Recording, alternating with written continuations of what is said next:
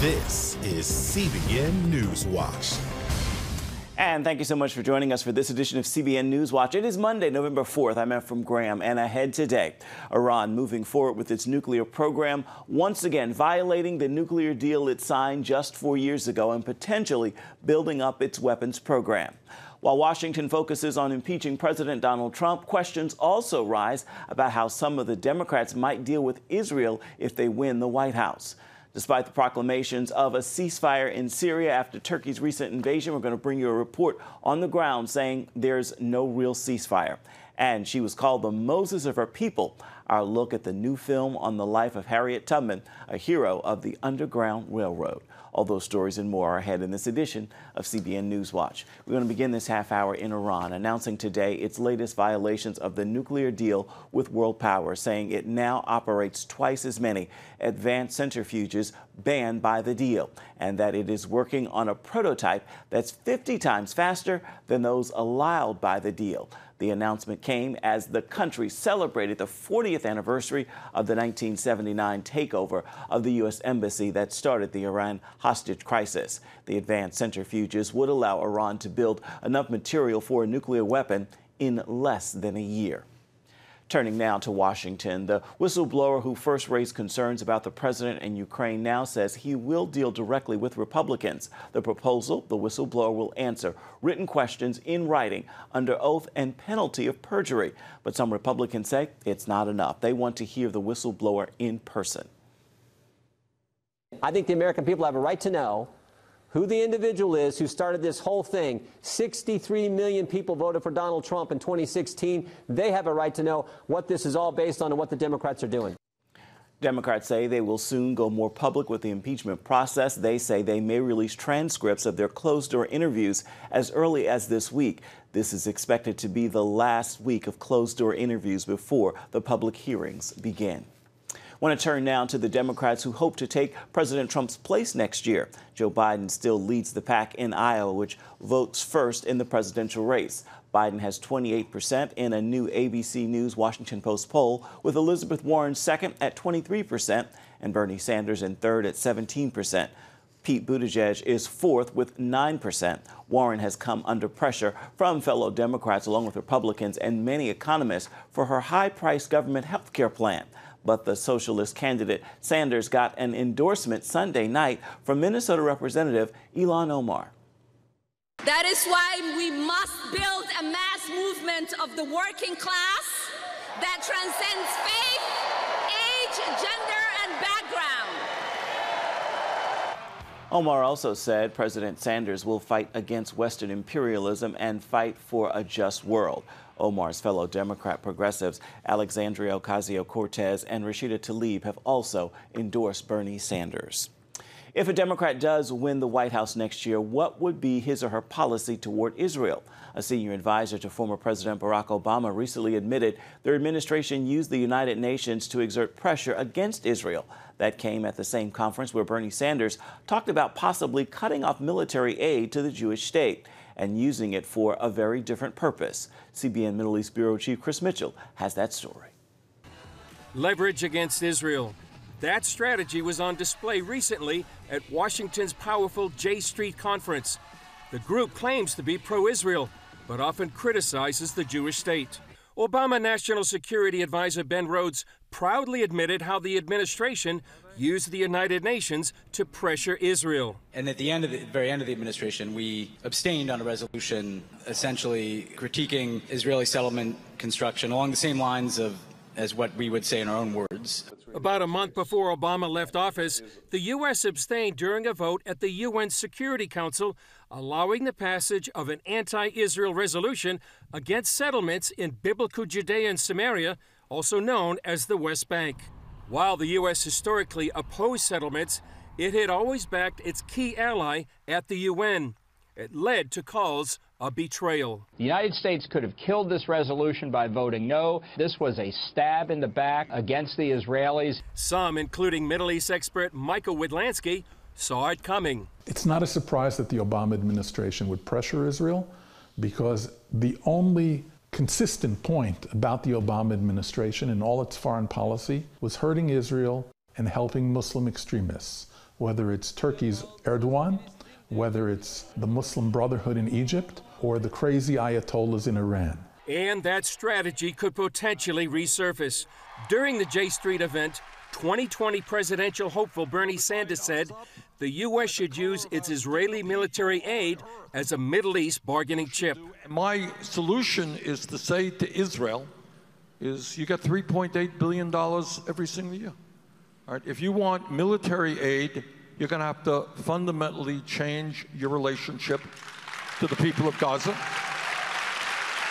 In fact, I think it is fair to say that some of that $3.8 billion should go right now into humanitarian aid.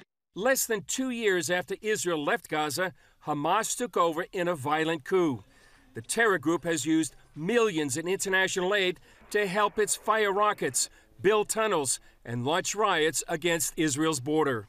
Widlansky says those who call themselves friends of Israel often turn on the Jewish state. The best way to deal with deceivers, masqueraders, is to unmask them. Strip their mask, show who they really are, embarrass them. That's the only way to defeat them. Chris Mitchell, CBN News, Jerusalem. The pro-life community in Pennsylvania is reeling after a Democratic lawyer dismissed the need to handle the remains of a miscarried baby with care. She did so by using callous language, calling those remains a, quote, mess on a napkin. There's a growing push both nationally and at the state level to either bury or cremate unborn children who died through a miscarriage or abortion. Heather Sells brings us the look at what happened in Pennsylvania. More callous Democratic language on abortion this week has the pro-life community reeling. It happened in Pennsylvania during a hearing on a bill that focuses on the way that health care facilities like Planned Parenthood handle the remains of an unborn child that dies in a miscarriage or abortion. Democrat Wendy Ullman first referred to the unborn child as a product of conception. It refers specifically to the product of conception after fertilization, which covers an awful lot of territory. She then went on to minimize the unborn child. I think we all understand the concept of the loss of a fetus, but we're also talking about a woman who comes into a facility and is having cramps, and not to be concrete, an early miscarriage is just some mess on a napkin. The Pennsylvania Family Institute quickly condemned the language. A miscarriage, no matter how early, does not result in a mess on a napkin, but the loss of a child, said a spokesman, who added the remains of human beings should be treated better than medical waste. The bill is similar to one that passed in Indiana and a piece of national legislation introduced in Washington just this week. The intent: respect the unborn and promote accountability from the abortion industry. Anti-abortion advocates say they want to prevent abortion doctors like Kermit Gosnell from misusing the growing bodies of the unborn. The Pennsylvania lawmakers' language is reminding some of the governor of Virginia, who earlier this year publicly defended a type of infanticide on a radio program. The infant would be delivered. The infant would be kept comfortable. The infant would be resuscitated if that's what the mother and the family desired. And then a discussion would ensue between the physicians and the mothers. It's language that draws a stark contrast between the pro-abortion movement and those who want to protect the unborn. Heather Sells, CBN News. More than 1,000 people gave their lives to Christ at a Kanye West Sunday service this weekend in Baton Rouge, Louisiana. The event was held after a last-minute announcement Friday, that is according to DISRN.com. Kervine Brewington, a pastor at Crossroads Church in Lafayette, Louisiana, said on Instagram more than 6,000 people from all walks of life, all ages, and all races attended. At that, more than 1,000 came forward to an altar call. Coming up, despite the reported ceasefire in Syria after Turkey's recent invasion, the situation is far from peaceful, with some on the ground saying there's no real ceasefire at all. Even so, some American aid workers have gone into the area to help those who they can. We're going to have the story when we come back.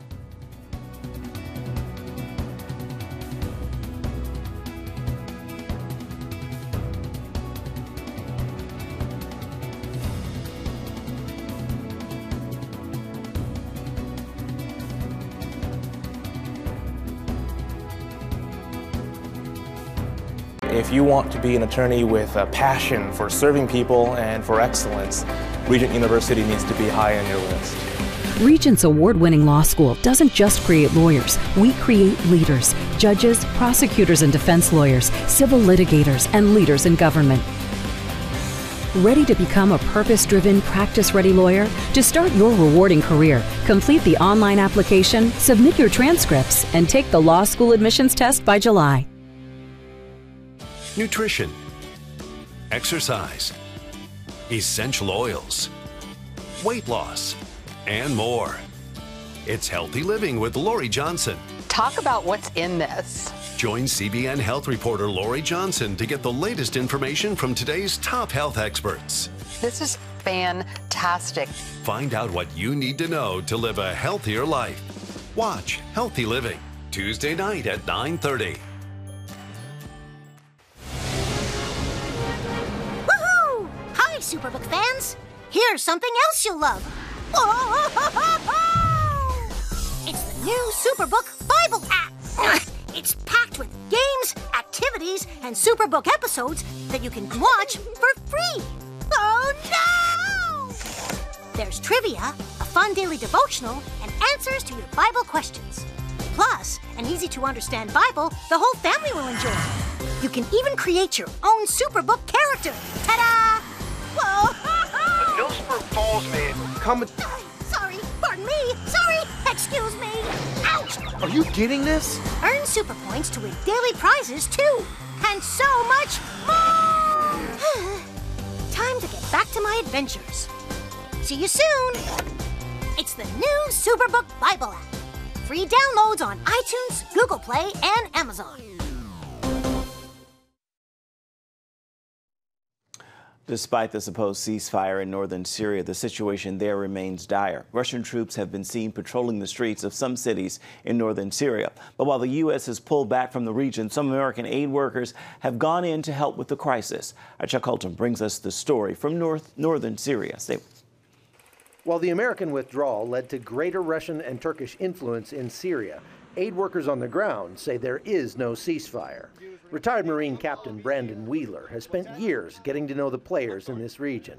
He says the U.S. gave up a huge opportunity in northern Syria. The fascism of Islamic fascism and the totalitarianism of Russia and Assad, those things are not going to be better ideas to freedom and self-government. It just won't work. So if you had played it out, and if we had done what we did post-World War II and built this place up, everybody in the area would want to be here. It'd be the most prosperous, successful place in the whole region. All of that may be lost. Now the other players are rushing in to fill the power vacuum left by the U.S. exit. What I can tell you for sure is whether it's Putin or Assad or the Salafi Islamists or Turkey, the one thing they can all agree on is that self-governance, individual freedom is a threat to all of them. So they will exterminate this project at all costs. Dave Eubank has been leading a small team of medics in northern Syria since mid-October, and he believes the U.S. still has a role to play. This was an emergent, small democracy of a mixed ethnic religious group that got along with each other. But they needed us in the middle to help hold that together and to keep ISIS down. These people fought and defeated ISIS here, but to keep them from rising again, the U.S. needs to stay. Also, to stop Assad and his dictatorship to taking over this whole country. Despite the supposed ceasefire, Turkish-backed forces are still killing Kurds in this area. Imagine what it would be like if every time you heard an airplane go overhead, you had to worry about your car or your house vaporizing. That's what the people here in northern Syria are worried about now because of the ever-present threat of Turkish drones flying overhead. And it's changing the way they live. So, for example, we park our car underneath the trees if we need to because we try not to be too visible from the air. This Kurdish soldier says he hopes the world will understand that they're fighting not just for themselves. We could die at any time here from airstrike, from a drone, from artillery. But the most important thing for us is that the world sees that we are standing up against this tyranny from Erdogan. For these men, the U.S. involvement here is important not just for the Kurds, but for America as well. The U.S. cannot solve the problems of Syria or anywhere else, but right here, we create a space where the Kurds and the Arabs, the Christians and the Yazidis and others can work something out, and they were. There's no guarantee it'll work, but guaranteed it will fail if you leave. A threat to freedom anywhere is a threat to freedom everywhere. And if you can't secure freedom here, you will be sure that people who want to kill Americans, who have killed Americans, will come here in order to man, train, equip, and prepare for the next war, because they are committed. From northern Syria, I'm Chuck Holton for CBN News. And sadly, Dave Eubanks reports that a volunteer medic and camera operator with the team, Zhao Sang, died Sunday from Turkish shelling attacks. Please remember his family in prayer, along with the Free Rangers.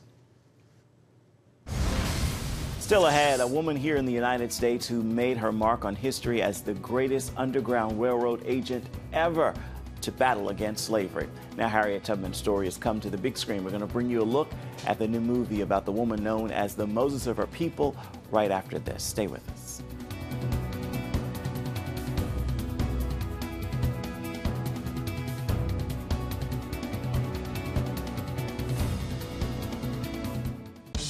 Introducing the CBN Bible from CBN.com.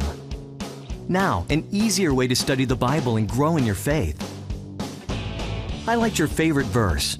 Read separate versions at a glance. Click and read a commentary. Or cross-reference your favorite verse using the Strong's Concordance. All the right tools to study the Bible, all in one place. The CBN Bible, available at cbn.com/Bible or the iTunes App Store. This is CBN Newswatch. Thanks for joining us. Watch breaking news, exclusive stories and programs, credible news reporting. We show you what's happening in the world and how you can pray about it. This is CBN Newswatch, because truth matters. Weekdays at 5 on the CBN News Channel.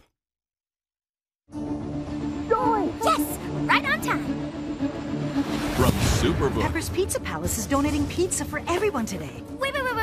I have big plans today. Trust in God even when times are tough. He has a plan for your life. Hey, we're gonna be late for the grand opening. My parents want me to help with this outreach thing, feeding the community. What am I supposed to do here? Superbook! Join the Superbook Club and get Superbook The Birth of Moses, plus 2 copies to share with others, all for your gift of only $25. Pharaoh ordered all newborn Hebrew boys thrown into the Nile River, and I have a 3-month-old brother. The Birth of Moses. Yours for a gift of only $25. What will you do the next time the soldiers come? I do not know, but I trust God has a plan for all of us.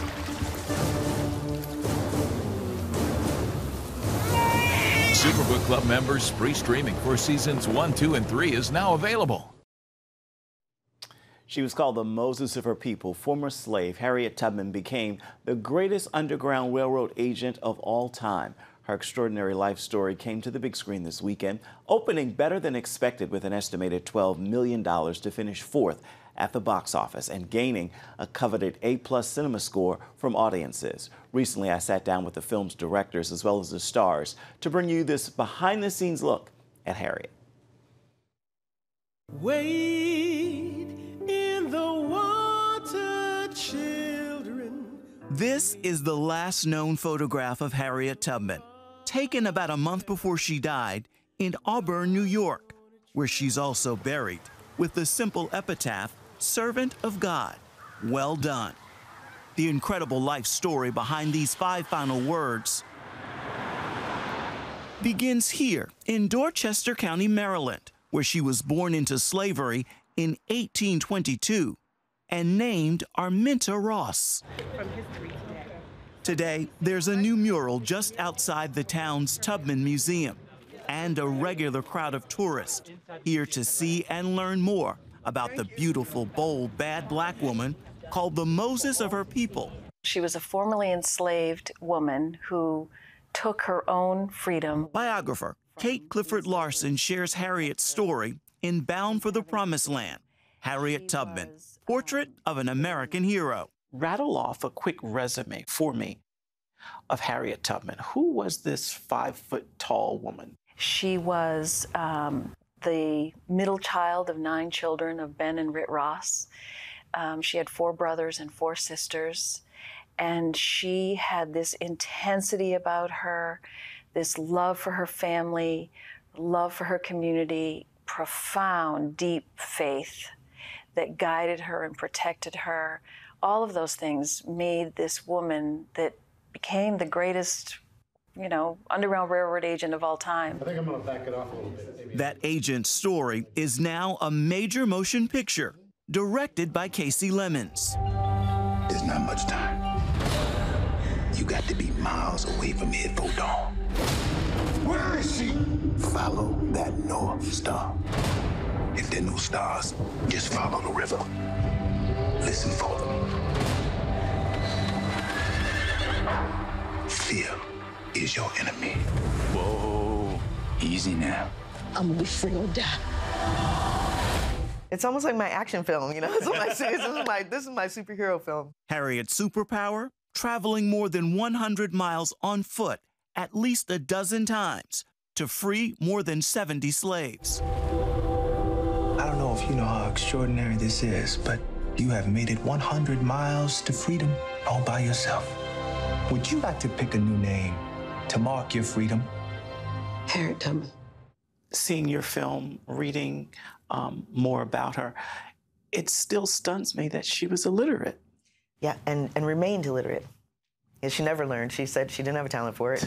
But also she had a more important communication, you know? Yes. Yeah, she knew things without having to read them. But, I mean, it just seems incredibly inconvenient to us now. Tony Award-winning actress Cynthia Erivo plays the role of Harriet. Edward Brodus is your master. And fellow Broadway star Leslie Odom Jr. plays the role of abolitionist William Still. Rescuing slaves requires skill and careful planning. It requires reading, Harriet. Can you read a sign or a map? Can you read it all? I put my attention on trying to hear God's voice more clearly. Do you know what would happen if you got caught? They would torture you until you pointed them right to this office. You got lucky, Harriet. Cynthia, what would you say the greatest lesson Harriet Tubman taught you in doing this film? That even when you feel small or insignificant, that you probably have more power than you know. That I have more strength and will in me in order to change the world, and I have stuff to offer this world. Yeah. Because even in terms of stature, I mean... She was 5 foot. And you're about... 5 foot. Papers. It says here you're 5.5 feet tall. You ain't more than 5 feet. Must have won my high boots that day.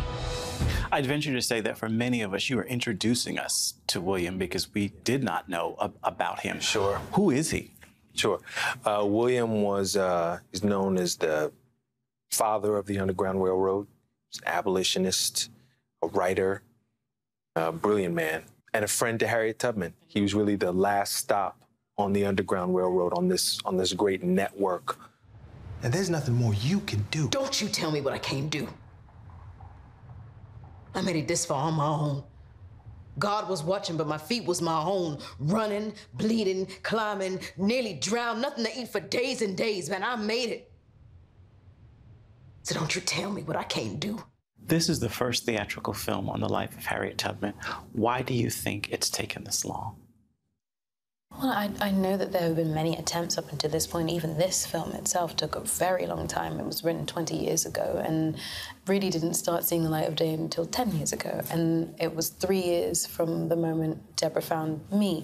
And so it's taken its time. But I think, you know, Casey and I like to joke that maybe Harriet decided that now is the time for her. And for a woman who believed in God's perfect timing, that's no surprise. Coming up, how CBN's Operation Blessing has helped a community in Mexico receive a steady supply of one of the most important necessities of life, their own clean water. We've got the full story right after this. Stay with us. When I came to Regent University, it's like the world opened up. I felt like I needed to advance my career and go back to school. Regent was a perfect fit for me. The Regent professors are world class. You are equipped. The focus of the faculty is on each individual student, whether it's online or in person. You become a part of Regent's family. You carry with you not just the content and the knowledge, but the confidence to understand that we can be significant in the world. Regent University. Follow your path. Nigerian Christians are Christians in Iran are routinely arrested. Catholic Christians continue to suffer. In times of trial and affliction, you need to know the truth. One of the fastest growing Christian populations in the world. Join Wendy Griffith and George Thomas for Christian World News. Young people are the ones who are open to the gospel. Powerful stories of suffering and hope that affect all Christians. Watch Christian World News, Saturday at 5 p.m. Get Protect Your Sleep and discover how to improve the quality of your life. A free DVD or booklet from the Christian Broadcasting Network. If you're not a great sleeper, you can do things to make yourself a great sleeper. If you're already a pretty good sleeper, you can enhance your sleep and be even better. 5 leading experts help remove the obstacles between you and restorative sleep. When you don't get a restful night's sleep, you wake up with an accumulation of stress. Call 1-800-700-7000 or go to CBN.com to get your free DVD or booklet today. Everything you do better with a good night's sleep. You'll discover how food affects your sleep, how to put insomnia to rest, explore effective remedies for sleep apnea, and much more in Protect Your Sleep. Wake up to your best life and get Protect Your Sleep today. Call 1-800-700-7000 or go to CBN.com to get your free DVD or booklet. Get the top political news and analysis from Washington on Faith Nation, tonight at 6 Eastern, only on the CBN News Channel. CBN's Operation Blessing has helped a community in Mexico receive the clean water they need to stay healthy. Maricela is the widowed mother of 8, living with 11 other family members, and for years, a contaminated lake was the only source of water. Maricela told Operation Blessing they stopped drinking the lake water after 2 of her brothers died of kidney failure because of illness caused related to consuming that water. Operation Blessing made it possible for a state-of-the-art system to catch rainwater. It was installed near Maricela's home. Thanks to Operation Blessing partners, the ministry is helping families around the world with clean water. And you can find out more about Operation Blessing by visiting the website ob.org. It is time for your Monday Motivation, and today I leave you with this thought. God being silent doesn't mean he is being still. He is always working situations out for your good. Take comfort in knowing God is at work for you, and with that word on your heart, make today a marvelous Monday and a wonderful rest of the week. Well, that will do it for this edition of CBN News Watch. Thank you so much for watching. Remember, you can find more of our news programs on the CBN News channel at any time or online at cbnnews.com. We'd love to know what you think about the stories you've seen here today or any day. You can do that by emailing us. The address is newswatch@cbn.com. And of course, you can always reach out and touch us on Facebook, Twitter, and Instagram. Again, I hope you do make today a marvelous Monday and a wonderful rest of the week. We'll see you right back here same time tomorrow. Goodbye. God bless.